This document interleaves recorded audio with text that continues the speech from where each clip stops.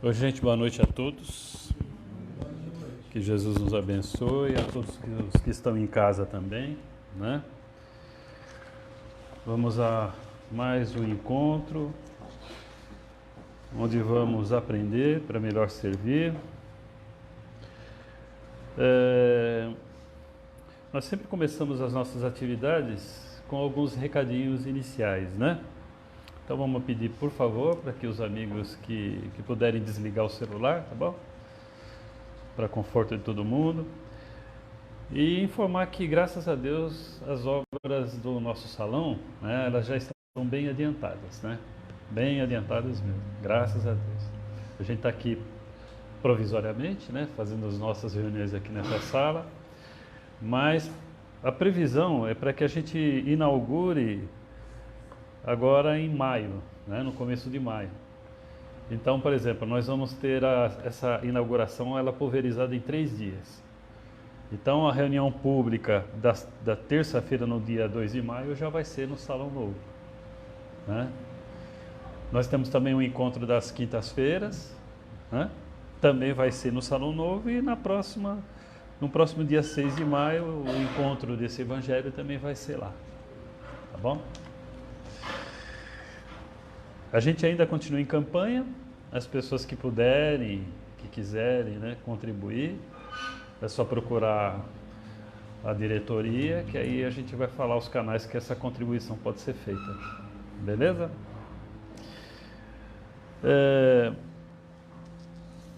A gente sempre inicia as nossas atividades com a leitura de uma psicografia recebida aqui na casa. E eu vou ler um aqui pedindo a atenção de todos. O título é O Mundo Espera de Nós. Amigos do coração, pedimos encarecidamente que vibrem pela paz mundial. Quantas calamidades agonizam nossos irmãos. É triste ver tanta amargura estampada nas faces, tanto desespero impresso na alma de tantos povos. As diversidades civilizatórias deste orbe configuram os gradientes espirituais de cada um de nós.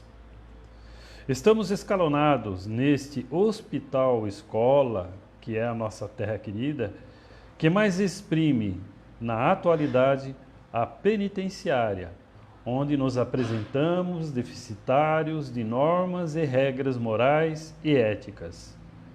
Quem seguir o Cristo viverá.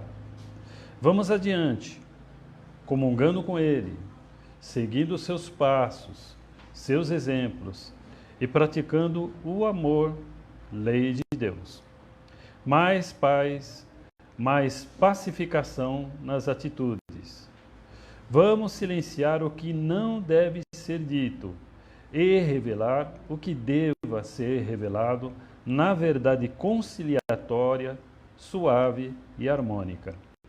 O mundo espera de nós. O mundo espera de nós. Por nós.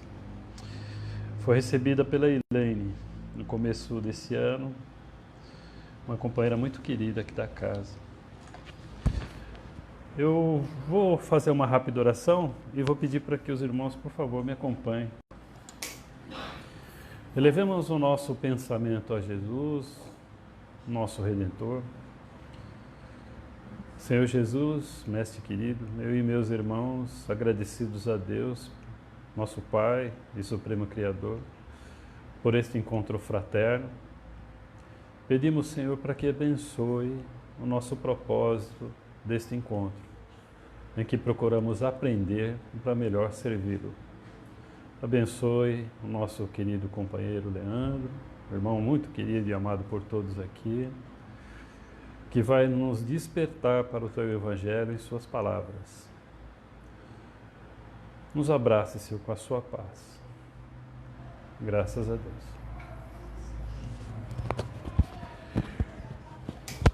Com a palavra, o nosso querido Leandro. Gratidão, irmão.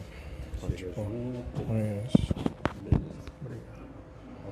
Obrigado. Boa noite.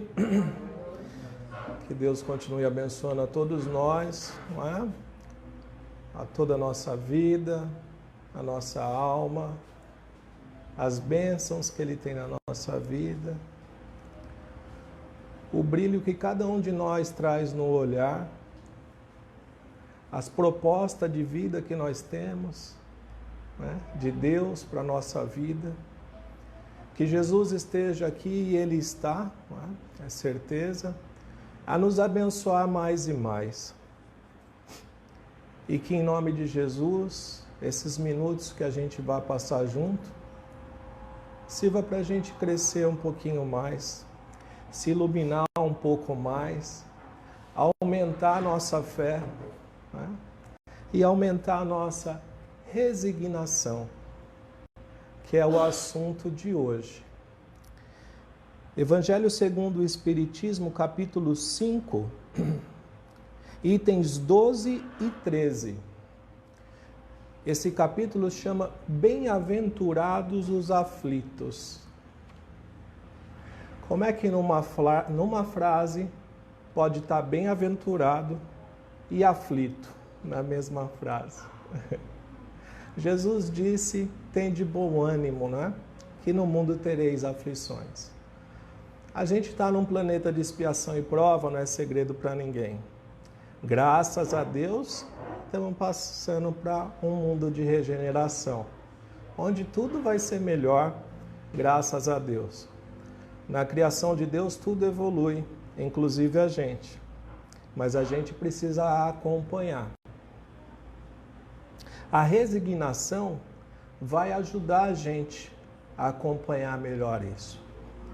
Para que serve a resignação? Só antecipando um pouquinho. A resignação torna a gente menos reclamão,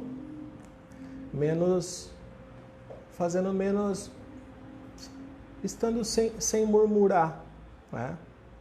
Quando a gente não reclama e não murmura, a gente passa mais tranquilamente pelas provas.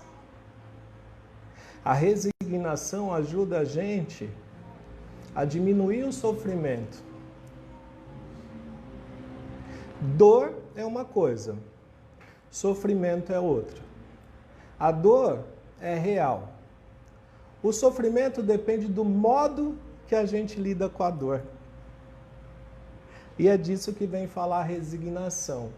Como que a gente pode encarar melhor isso? O que seria resignação? Nós somos resignados? Ou a gente ainda é uma criança? E quando a mãe manda tomar o remédio, ou o pai, a gente fica até com raiva dos pais. E o remédio é para o nosso bem, né? E o remédio é para o nosso bem. Então, o contrário de resignação é a revolta, né? A rebeldia. Mas normalmente porque a gente não compreende o porquê daquele remedinho ruim. Mas será que ele é tão ruim assim também? Será que ele não vai nos trazer um bem? A oração da serenidade diz mais ou menos assim: Pai, me dê força para eu suportar, né, o que eu não posso mudar. Não, me dê força para eu executar aquilo que eu posso mudar, né? Para eu fazer o que eu posso fazer. Me dê resignação para aceitar o que eu não posso mudar. E discernimento para distinguir uma da outra. Então, resignação não é acomodação. Tá? É uma forma diferente da gente aceitar, uma forma positiva da gente aceitar as coisas que acontecem na vida da gente. Mas, se a gente puder melhorar, se a gente puder se melhorar, se a gente puder desviar de algum tropeço, não é errado. A gente não pode, não deve se acomodar. Né? Então, resignação é uma boa aceitação, mas sem acomodação. Tá? Então, ninguém precisa falar, a vida está como Deus quer. Deus que quer assim, Eu me dobro totalmente à vontade de Deus, é Deus que quer assim. Né? A gente vai ver que a vontade de Deus, ela é suprema, né? A vontade de Deus é perfeita. Mas a gente não pode ficar na beirada da cama, né, pedindo para Deus resolver todos os nossos problemas, né, todas as nossas dificuldades. A gente, como disse a oração da serenidade, pedir força para Ele, para a gente encarar aquilo que a gente pode encarar. E aquilo que ainda não dá para mudar, resignação. Então Jesus disse assim, bem-aventurados os aflitos, porque serão consolados. Então Jesus, ele indica uma compensação para os sofredores, não é? E a resignação que faz abençoar o sofrimento como o prelúdio da cura. Então o que Jesus diz? Bem-aventurados os aflitos, porque serão consolados. Isso que a gente está passando, não é o prelúdio para a cura. A gente está num mundo de expiação e provas e também pode ser chamado de um mundo escola, né? Na psicografia foi falado hoje, hospital, escola, né? E a gente quer estar na escola, às vezes não quer fazer prova, mas como é que a gente passa de ano? Né? E se for mal na prova, o que acontece? Volta e faz o ano de novo, né? A vida é bem parecida. A vida é bem parecida, né? Então, as aflições que a gente passa, como a gente já falou, é o remédio ruim, não é? Quem nunca precisou dar para o filho o remédio ruim? Tem que pegar a força, né? E ele chora, esperneia. E para dar uma injeção, então? A mãe chora junto com a criança, porque está dando a injeçãozinha no bebê, né?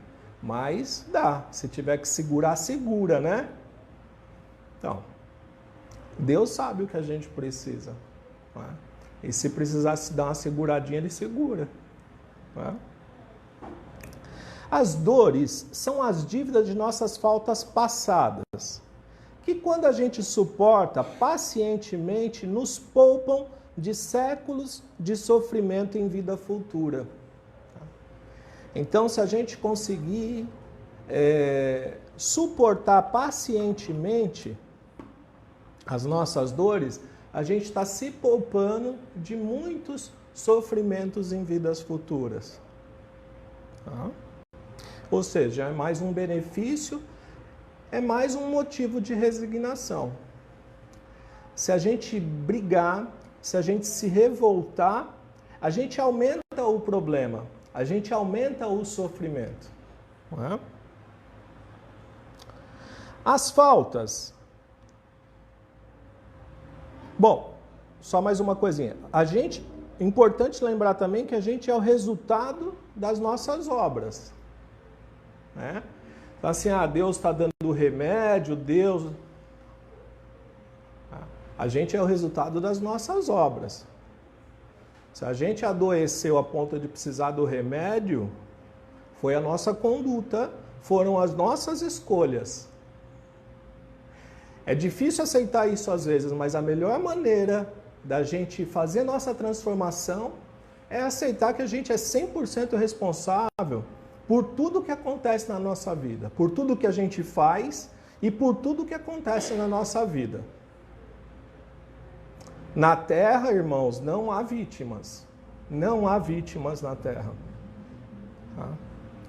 Somos o resultado de nossas obras. As faltas são atitudes contrárias às leis divinas. Não é? Então, o que são faltas? Tudo aquilo que contraria as leis divinas. Não é? Então, a gente tem uma linha de conduta, tem leis naturais a seguir, o universo está todo em harmonia. Não é? E se a gente desarmonizar alguma coisa, a gente vai precisar ajudar a reharmonizar. É simples assim, não é castigo, não é pena. Né? Desarmonizou, você desarrumou. Você chegou, estava arrumado, você desarrumou. Vai ter que ajudar a arrumar. Simples assim. Não tem pena, não tem castigo. Né? Na pergunta 621 do Livro dos Espíritos, o Kardec pergunta onde estão as leis de Deus? E os Espíritos dizem que estão gravadas na nossa consciência. Todas as leis divinas estão gravadas na nossa consciência. O que acontece? A gente tem um sininho dentro da cabeça que quando a gente vai pisar fora da linha, o sininho apita. E fala, não pisa aí. Aí você fala, eu quero pisar mesmo assim. Fala, então vai. E aí a gente cometeu uma falta. Cometeu uma falta, né, tem que pagar a conta.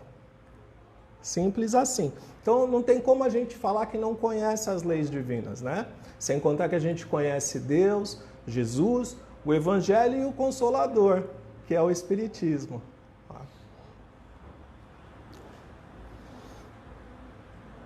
É a consciência que nos avisa que a gente vai errar. E é a própria consciência que nos cobra.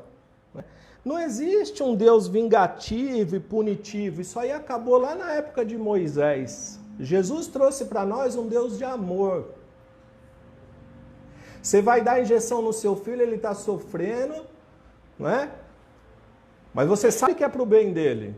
Mas você não sente prazer em ver ele sofrendo. Você dá porque você sabe que vai fazer ele melhorar. Você não sente prazer em ver ele sofrendo. Como é que Deus vai sentir prazer em ver a gente sofrendo? Não existe isso. Não existe isso, tá?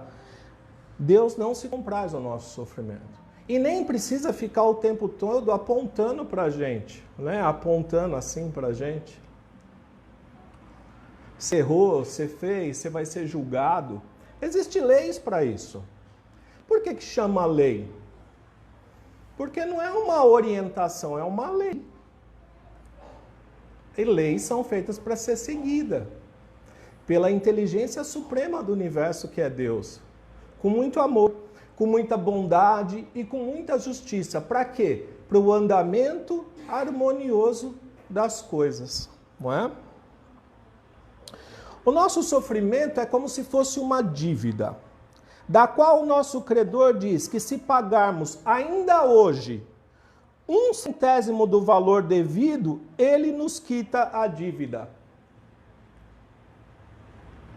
Então, pela misericórdia de Deus, tá? Ele cobra agora, nesse momento, 1% do que a gente deve. E aí ele fala, se você pagar hoje, eu quito sua dívida. É o que está no Evangelho. Não sou eu que estou falando, está lá no Evangelho. 1%. Será que vale a pena? Pegamos 100 mil reais emprestado no banco, o gerente liga para a gente e fala, se você me pagar hoje R$1.000, está quitada a sua dívida. O que você acha? Você ia ficar com raiva ou feliz com esse gerente aí? A gente ia fazer de tudo para pagar esses R$1.000, não iria não? Eu iria. Você, pegou 100 mil, o cara falou, paga 1.000 e tá certo, né? É pedir pro pai, pra mãe, pro tio, pro vô, pro vizinho, né? Faz uma rifa, né? E arruma um barão lá e quita a dívida, né? A gente ia ficar feliz, né? Então, nesse caso, o que a gente ia falar pro nosso credor ou pro gerente do banco? Muito obrigado, não é? Então, assim, pela misericórdia de Deus, o que a gente paga aqui, irmãos, é 1/100º daquilo que a gente deve.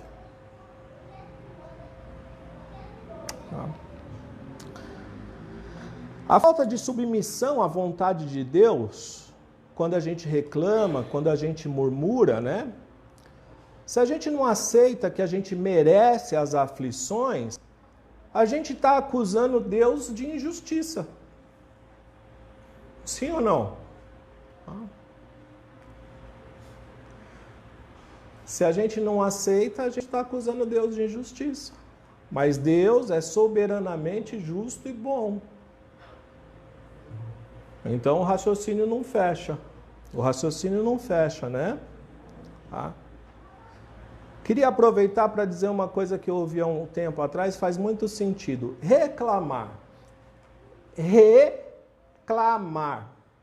Clamar 2 vezes.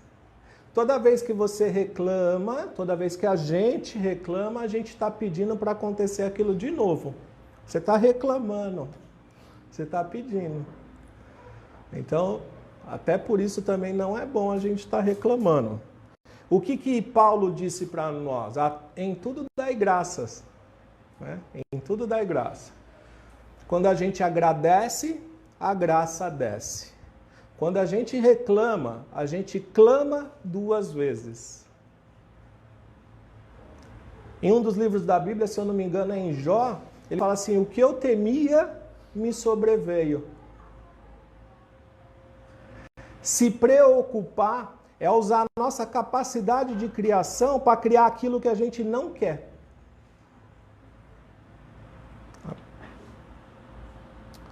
Então, gente, dessa maneira, se a gente se revolta, se rebela, não é? E se a gente acha Deus injusto, na realidade a gente está tentando pagar um empréstimo contraindo o outro. Então a gente vai lá no banco, paga uma parcela e pega mais uns trocados emprestados. Paga uma parcela e pega mais um pouquinho emprestado. Quando é que a gente vai terminar de pagar essa dívida aí? Né? A gente é criança, Deus é perfeito. Deus é um pai perfeito. E a gente é criança. A gente está no 2º mundo da escala evolutiva. Seria fundamental 2 que nós estamos. Nós estamos tentando ir para o ensino médio agora. É triste, gente, mas é muito bom a gente entender onde nós estamos. Né? Em Romanos 7,19, Paulo diz assim, ó, porque não faço o bem que eu quero, mas o mal que não quero, esse eu faço. Pagar não é fácil, mas é um dever e é um prazer. Quando a gente tem uma dívida incomodando a gente, quando a gente paga, a gente não se sente, poxa, tranquilo, livre, aliviado, não é? Então, pagar é um dever e é um prazer, não é? Mas não é fácil, não é fácil. Agora, uma coisa inteligente para se fazer é não contrair mais dívidas. Uma coisa que a gente pode começar já, pelo menos tentar. Fala assim, olha gente, eu não estou aquilo tudo, eu não faço todo o bem que eu queria, que nem Paulo falou, né? Mas eu já não estou me comprometendo tanto com as leis divinas, já não estou fazendo tantas dívidas. Então, uma maneira da gente ajudar a pagar a dívida é não fazer mais. Certo? A nossa entrada no mundo espiritual, né? Na nossa entrada no mundo espiritual é como se o Senhor dissesse assim, está aqui o seu pagamento pelas coisas que você fez na terra. Né? Porém, aqueles que estiveram na ociosidade, focado na satisfação do amor próprio e dos prazeres mundanos, o Senhor dirá, a vós nada cabe, pois recebeste vosso salário na terra. Ide e recomeçai a sua tarefa. Tá? Então, assim, a terra é linda, é maravilhosa, tem muita coisa boa e é importante que a gente, de tudo, a gente experimente um pouco. Um dos capítulos do Evangelho fala isso. Aproveitar o que é do mundo sem ser do mundo. Aproveitar o que é do mundo sem ser do mundo. Né? Mas se a gente viver só para os prazeres, né, mundanos, né, e satisfazer só o nosso amor próprio, a gente está perdendo uma grande oportunidade. Porque o ensinamento de Jesus é amor e solidariedade para nós e para o outro. Né? Uma coisa importante que diz também nesse capítulo 5 do Evangelho, não é? Assim, ó, podemos abrandar ou aumentar a amargura e o sofrimento das nossas provas pela maneira como encaramos a vida terrestre. Como assim? Olhando a vida do ponto de vista espiritual, esse momento penoso passará bem depressa. E a certeza de um futuro próximo mais feliz nos sustenta e nos encoraja. Então, se a gente lembrar que a gente tem uma vida espiritual e a gente está fazendo uma passagem aqui na Terra, a gente vai saber que tudo isso que a gente está passando é um ponto no infinito. O que acontece é que a gente pega essa vida aqui e toma ela como se fosse 100% de nós. E aí, 100% dos problemas não dá 100% de aflição, 100% de angústia. Quando a gente olha do ponto de vista espiritual para a nossa própria vida aqui na Terra, a gente vê que isso é um ponto na nossa existência. E assim a gente pode diluir esse amargor e esse sofrimento, sabendo que a recompensa é ir para um lugar mais feliz. Né? Na realidade, tudo que Deus projetou para a gente, Ele espera da gente é ser feliz.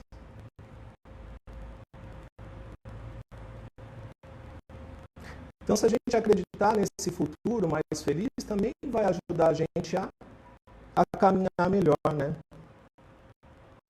A gente precisa agradecer por passar de fase. Se ficou mais difícil, é que a gente passou de fase.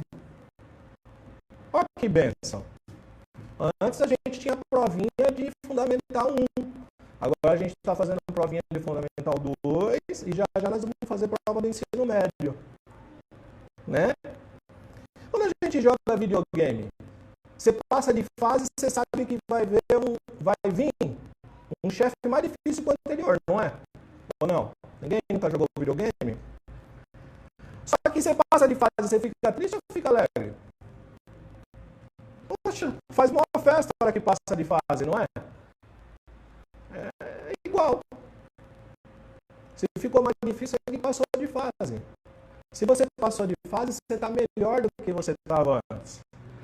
Aí a prova fica mais difícil. Dá uma olhada aqui, ó, tá vendo? Ainda bem que nós não estamos tendo aula disso aqui, ó. Graças a Deus nós não estamos tendo aula disso aqui.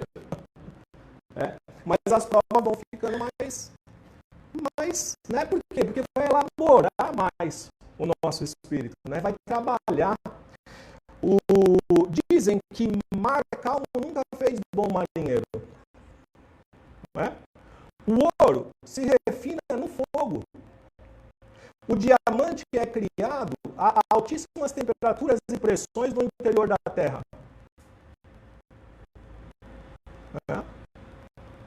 E mais? A ostra, para produzir a pérola, tem que entrar uma areia e ficar incomodando ela lá. Ela sente dor com aquilo, incômodo, irritação. Ela constrói uma pérola em volta daquele cisco que entra dela. A gente precisa diminuir a importância das coisas desse mundo, moderar os nossos desejos. A gente precisa moderar os nossos desejos. Lembra no início que a gente falou da oração da serenidade? Me dá força, não é? Para mudar o que eu posso mudar. E resignação, né? Para eu suportar o que eu não posso mudar. Né? Então aí vem essa parte, ó. Moderar nossos desejos. Irmão, apego e ilusão aumenta muito a bagagem que a gente está levando. Quantas coisas a gente está brigando e a gente realmente precisa levar nas costas? Se você tem onde comer, onde dormir, o que vestir, fora isso, o que mais você está buscando? Eu quero sempre um carro zero, eu estou num apartamento de 2 quartos, mas eu quero um de 3. O vizinho trocou de carro e, a gente mora no mesmo bairro que ele, a casa tem que ter um padrão parecido. Né? Então, é o vizinho, é a sociedade. E pior que a gente esquece que o nosso negócio é com Deus. O nosso negócio é com Deus. Não é? Qual o homem mais rico do mundo? Pergunta 926 do Livro dos Espíritos. O homem mais rico do mundo. A civilização, criando novas necessidades, não é fonte de novas aflições? Os males desse mundo estão na razão das necessidades artificiais que criais para vós mesmos.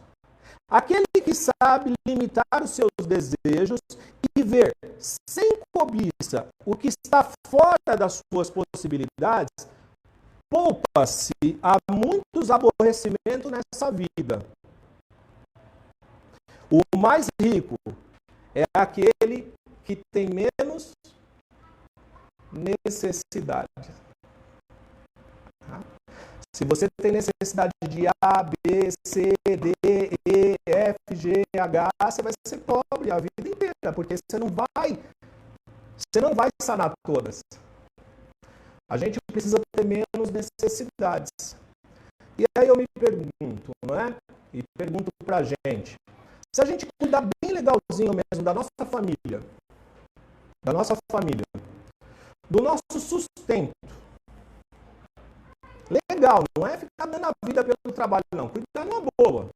Não é ficar dando a vida pelo trabalho, não. Fazer direito. Trazer o feijão para dentro de casa. Né? Família, o trabalho, né? O lado espiritual, que é o que a gente está fazendo aqui. Né? E um pouquinho de lazer aí. E a saúde também. Mas se a gente cuidar legal do lado espiritual e da família, a gente ficar bem espiritualmente e com a família e comer direitinho, cara, normalmente a gente não vai ter problema de saúde. Então, enquanto a gente está tentando equilibrar 12 pratos, talvez com 4 a gente fosse feliz e provavelmente com 4 a gente dava conta de fazer melhor. A gente quer fazer 12 e cai um monte, só que qual que é o problema? Cai uns que a gente não quer. Quando você vê, você deixou a família para trás. Quando você vê, você deixou Deus para trás. Deixou Jesus, deixou um filho. No leito de morte, ninguém reclama das casas que vai ficar, reclama do tempo que não passou com a família. Dizem que as paredes do hospital já ouviu orações muito mais sinceras que muitos templos religiosos.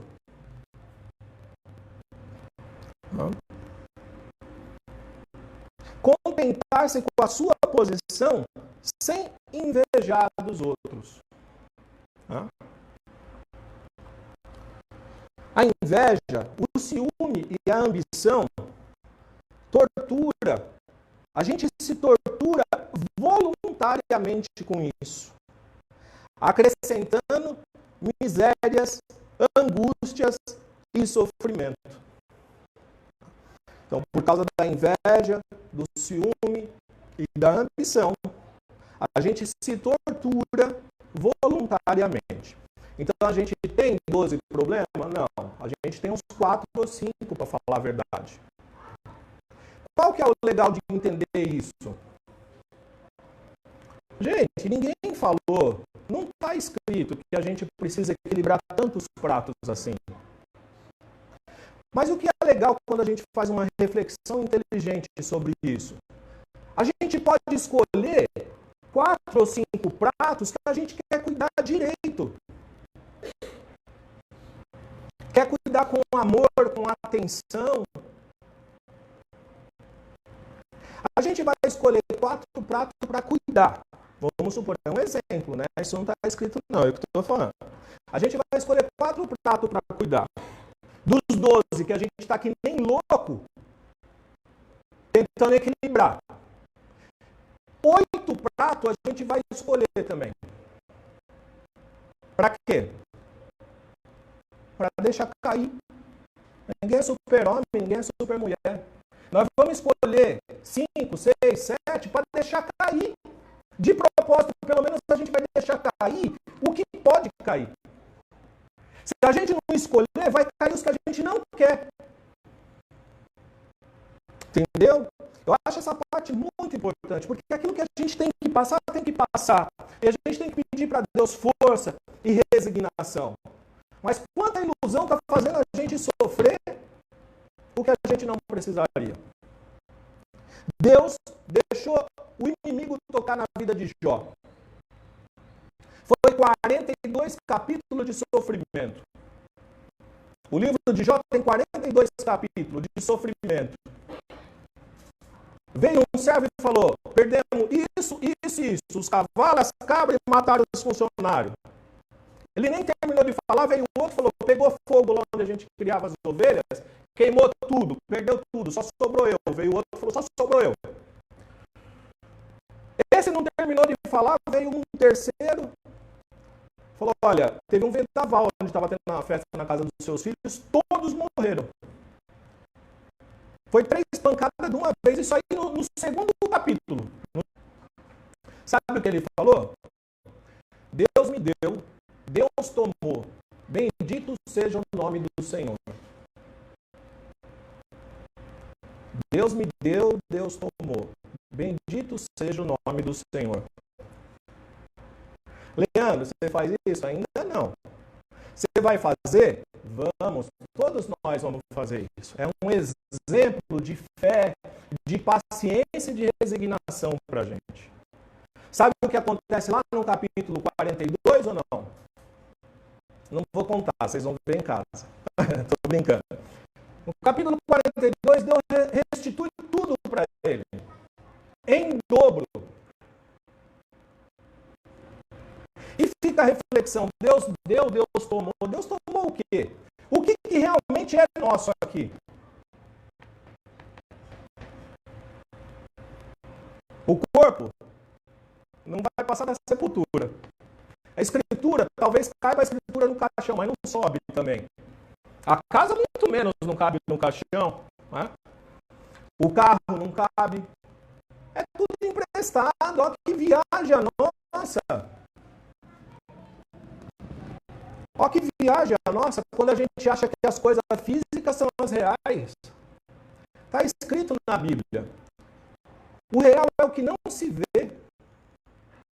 Em Coríntios, né? 2 Coríntios.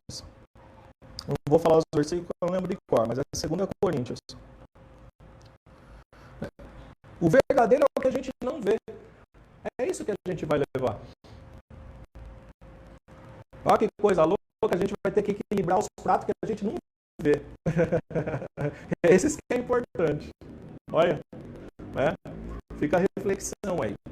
É as coisas que a gente precisa equilibrar. Né?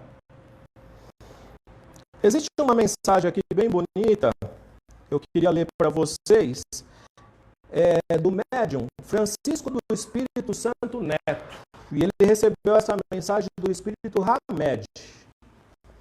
E diz assim: nasceste no lar que precisavas, vestiste o corpo físico que merecias, moras no melhor lugar que Deus poderia te proporcionar de acordo com o seu adiantamento.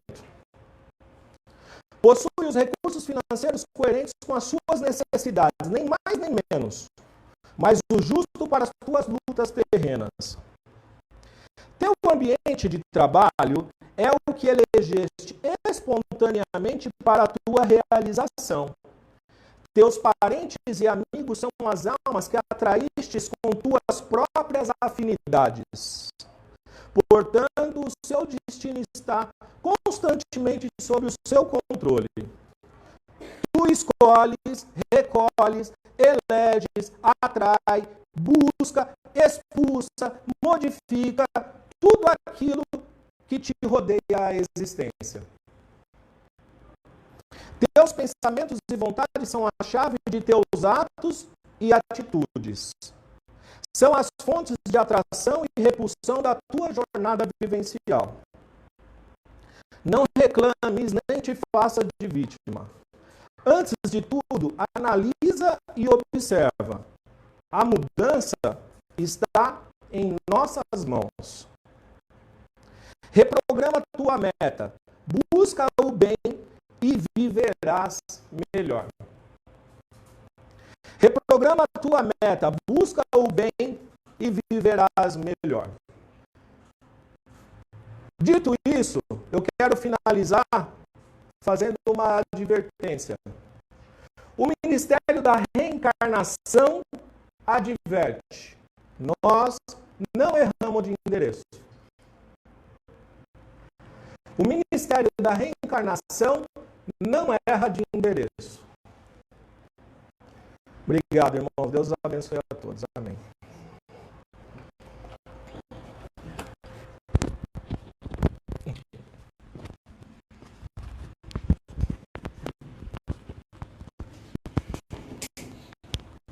Peço aos irmãos que me acompanhem numa rápida oração de encerramento.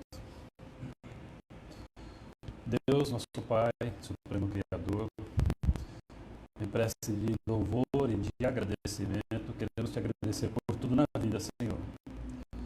Te agradecer por esse planeta maravilhoso, essa escola bendita, que nos recebe incontáveis vezes, inclusive na presente existência. Te agradecer por esse corpo, essa ferramenta maravilhosa que nos permite essa existência, essa interatividade com os nossos irmãos. Te agradecer também pelos nossos irmãos de caminhada que nos aceitam como somos, que perdoam nossas falhas e defeitos. Te agradecer por esta casa de luz que nos proporciona lições e aprendizados, como a palestra que acabamos de ouvir, que são ferramentas poderosas para a gente ressignificar a nossa vida. Te agradecer pelo nosso Senhor Jesus, nossa grande fonte de inspiração, que norteia as nossas vidas, que nos acolhe, que nos espera, que nos perdoa. Mas ousamos pedir também, Senhor, pedir para que nos perdoe, para que nos fortaleça, para que nos ajude a estabelecer um templo interno dentro de nós, para que as pessoas vejam através dos nossos pensamentos, nossas palavras e as nossas atitudes que o Senhor habita dentro desse templo interno, Senhor. Nos dispense em sua paz após os trabalhos e paz que se seguirão nesse momento. Graças a Deus.